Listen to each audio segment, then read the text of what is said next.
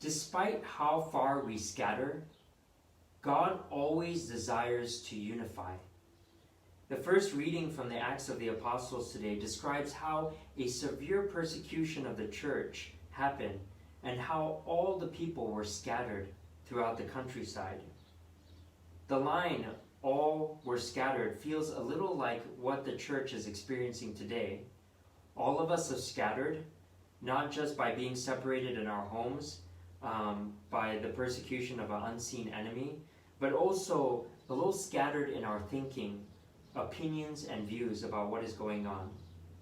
But the hopeful line in today's first reading is it says, "Those who have been scattered went out preaching the word and proclaimed Christ."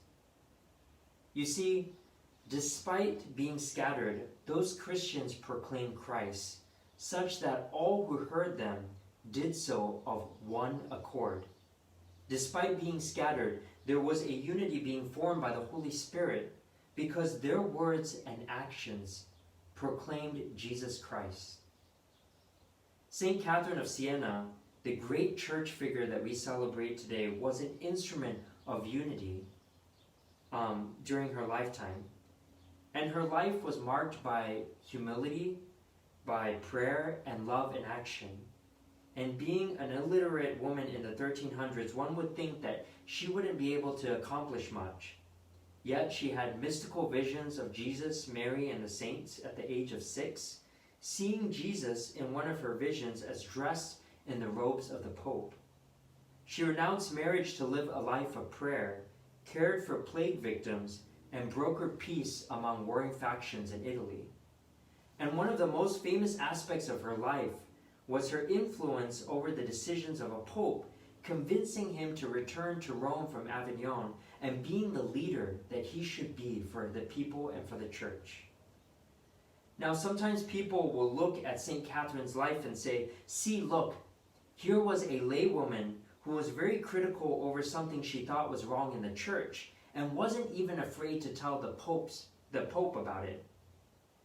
But what I discovered was that before she was called to act, she spent years and years in prayer and seclusion. Her integrity and holiness of life was attested by almost all who met her. And when she addressed something to the Pope, she requested a private audience, proclaimed Christ and only his words to him, and allowed the Holy Spirit to work in his heart. She didn't broadcast her criticism. She only followed Christ's promptings through much prayer. Then she trusted Jesus to act.